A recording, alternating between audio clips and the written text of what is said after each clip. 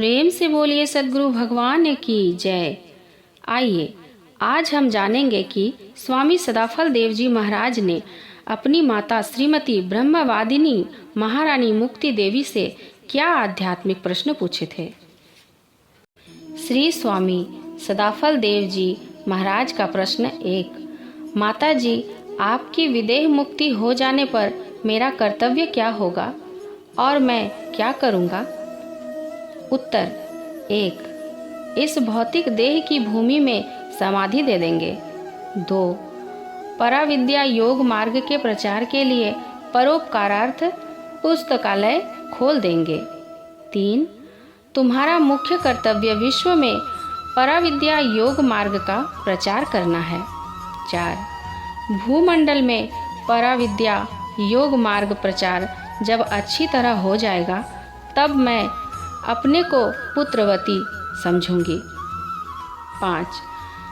तुम्हारे पराविद्या के प्रचार से अनेकों हंस और हंसिनी जब मुक्ति को आवेंगे तब मैं अपने को सुखी समझूंगी। 6। हे पुत्र, कई 100 वर्षों की भूली हुई पराविद्या का विश्व में पुनः प्रकाश कर दो, यही मेरी आज्ञा है। 7।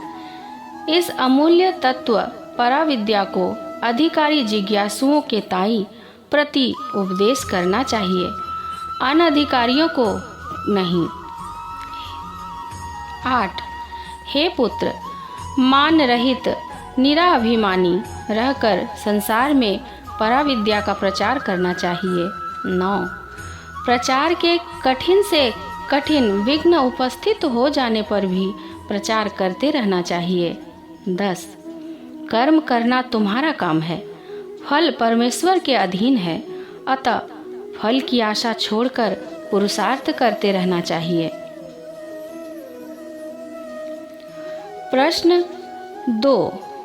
माता जी, मैं सभा में सबको समान ही बराबर उपदेश करता हूँ, परंतु सब पर समान प्रभाव नहीं पड़ता।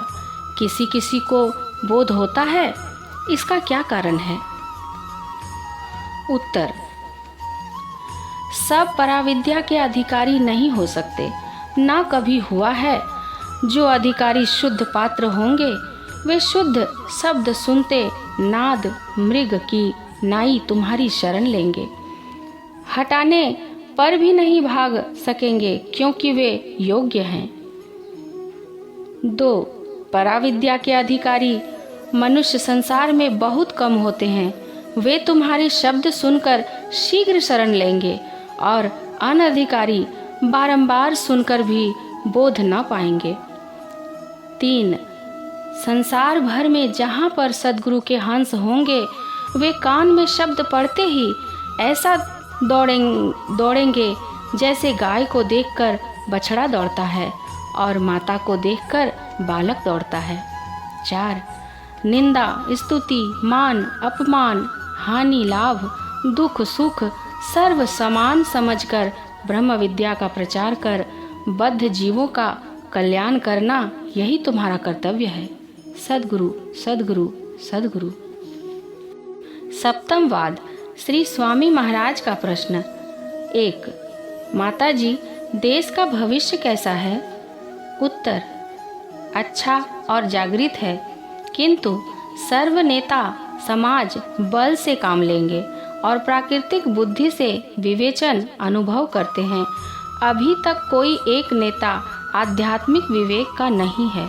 जब तक आध्यात्मिक प्रयोग न होगा तब तक सफलता की प्राप्ति कठिन है, परंतु देश का भविष्य उज्जवल है एवं देश स्वतंत्र होकर रहेगा। प्रश्न 2।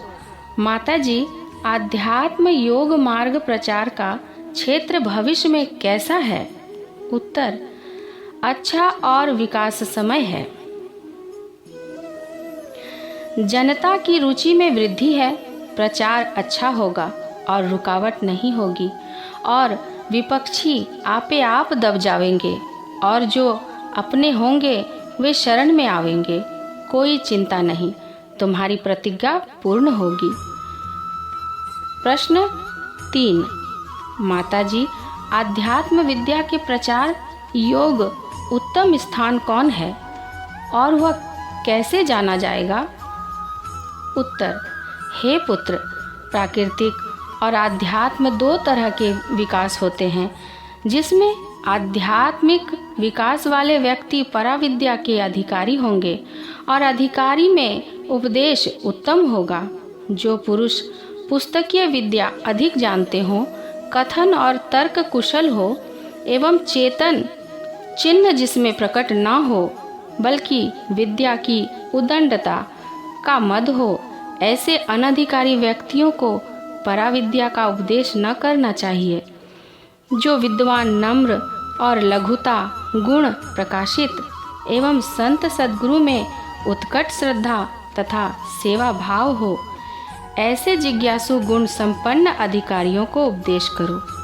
पुस्तकी विद्या कम जानता हो या कुछ भी नहीं जानता हो और उत्तम सेवक का गुण अनन्य शरण हो और चेतन गुण भासित हो एवं अधीनता नम्रता गुण प्रकाशित हो, ऐसे उत्तम अधिकारी को आध्यात्म विद्या का उपदेश दो, जिससे जगत का कल्याण हो। हे पुत्र, अधीनता गरीबी गुण रत्न से विभूषित रहना, किसी से जय पराजय के लिए विवाद न करना और बोध के लिए जिज्ञासुओं को उत्तर देना, अनधिकारी से मूक रहना, उदंड के प्रश्न का उत्तर देना तथा शिक्षा देना मानो सर्प को दूध पिलाना है। क्षमा शांति से प्रचार करना, कोई क्रोध करके भी आवे तो उसे शांत चित्त करके उसको समझाना। निर्लेप निर्मोह निराभिमानी निष्प्रिय निष्काम निर्द्वंद निर्वाद निर्विवाद निष्कपट निस्वार्थ होकर निअक्षर सार शब्द का प्रचार करना। हे पुत्र, वसुंधरा को अपना समझना और सबके हित के लिए उपदेश करना।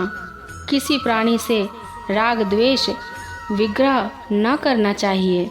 आचार्य सद्गुरु समुद्र की नाई गंभीर वृत्ति और उत्तम स्वभाव युक्त रहता है एवं आध्यात्मिक एवं ऐश्वर्य संपन्न सरल शांत दयालु पुरुषार्थी विश्व उद्धारक होता है। हे पुत्र, नर नारी सर्व को बराबर उपदेश देना चाहिए।